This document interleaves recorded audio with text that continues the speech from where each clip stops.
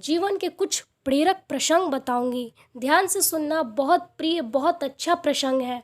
स्वामी विवेकानंद जी अक्सर कहा करते थे, जीवन जितना बड़ा संघर्ष होगा, जीत उतनी ही शानदार होगी। एक बार जब आप उनके विचार जानेंगे तो आपकी जिंदगी का दृष्टिकोण ही बदल जाएगा। स्वामी विवेकानंद जी का व्यक्तित्व ही कुछ ऐसा था कि हर व्यक्ति के लिए वो आदर्श है। तो आइए जानते हैं क्या थे उनके प्रेरक प्रसंग। उठो, जागो और तब तक नहीं रुको जब तक लक्ष्य प्राप्त न हो जाए। ये जुनून से भरे क्रांतिकारी विचार है। जब स्वामी विवेकानंद उस विश्व प्रसिद्ध शिकागो विश्व धर्म सम्मेलन में जाने वाले थे, जब अमेरिका की यात्रा पर जाने वाले थे, उससे पहले वो माँ शारदा से अनुमति मांगी। हे माँ, क्या मैं अब पूरी दुनिया में जाकर अपने संस्कृति का, अपने कल्चर का प्रचार प्रसार कर सकता हूँ?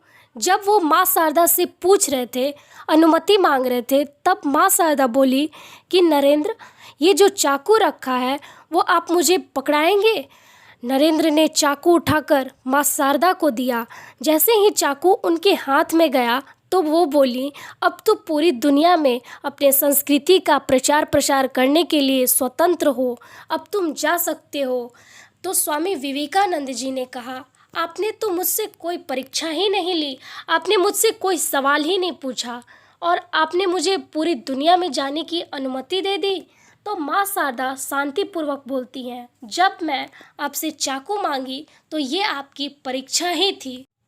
अगर कोई आम लोगों से चाकू मांगते तो लकड़ी वाला पार्ट पकड़ाकर चाकू पकड़ाता, लेकिन मैं जब तुमसे चाकू मांगी तो तुमने चाकू का वो हिस्सा पकड़ा जो धार वाला था। तुमने चाकू का वो हिस्सा पकड़ा जिससे चोट लग सकती थी, नुकसान पहुंच सकता था।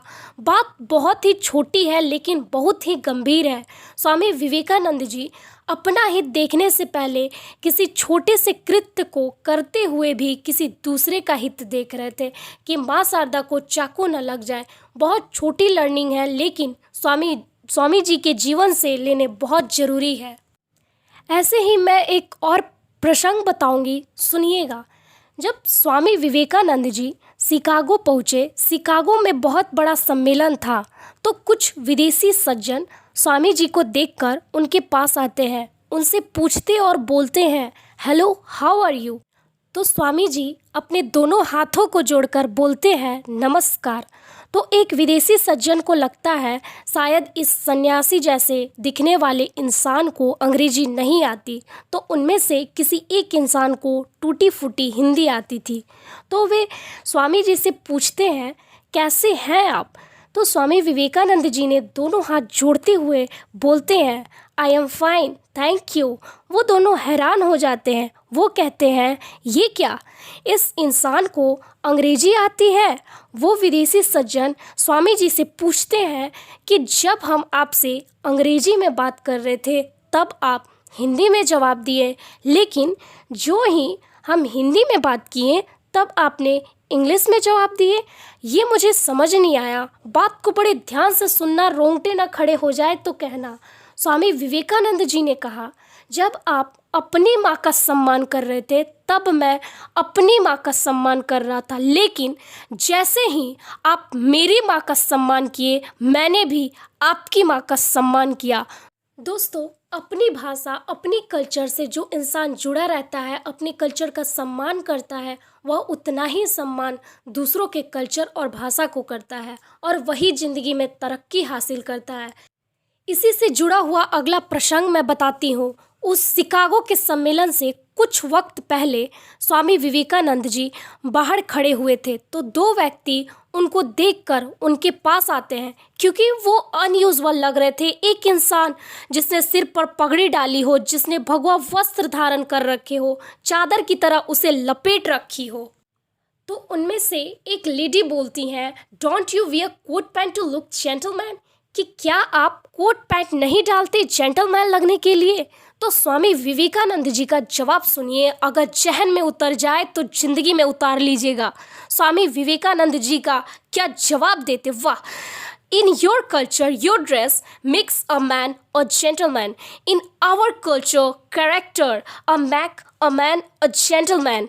आपके कल्चर में कपड़े, एक टेलर्स व्यक्ति को जेंटलमैन बनाता है, लेकिन हमारी सभ्यता, हमारी संस्कृति में एक इंसान का चरित्र उसको महान बनाता है, उसको जेंटलमैन बनाता है।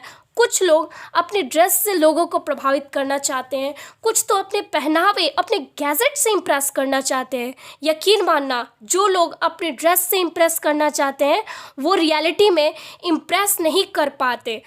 जो लोग किसी को प्रभावित करना चाह रहे हैं उसे अपने व्यक्तित्व से, अपने चरित्र से प्रभावित करना होगा। हाँ, ये सही है, जिस भी सोसाइटी में जी रहे हैं, आपका ड्रेसिंग सेंस फर्स्ट इम्प्रेशन जरूर क्रिएट करती है, लेकिन लॉन्ग लास्टिंग इम्प्रेशन नहीं।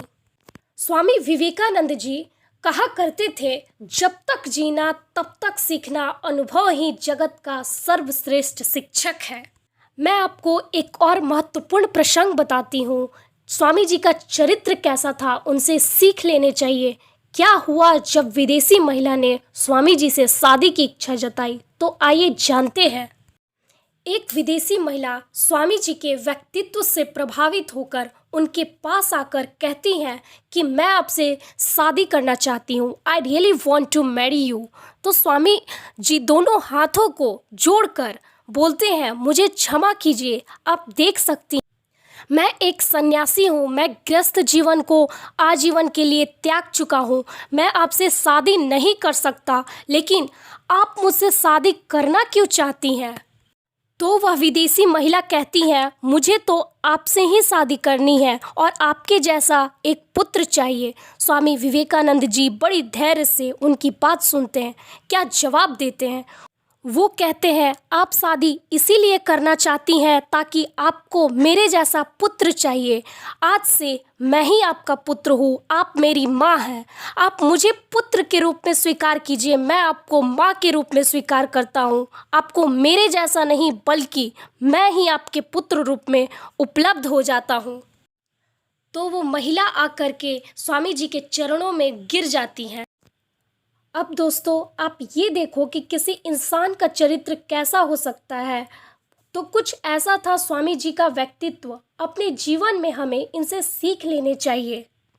एक नारी होने के नाते स्वामी जी को तहे दिल से नमन करती हूँ, धन्यवाद देती हूँ नारी के प्रति इतने अच्छे विचार रखने के लिए।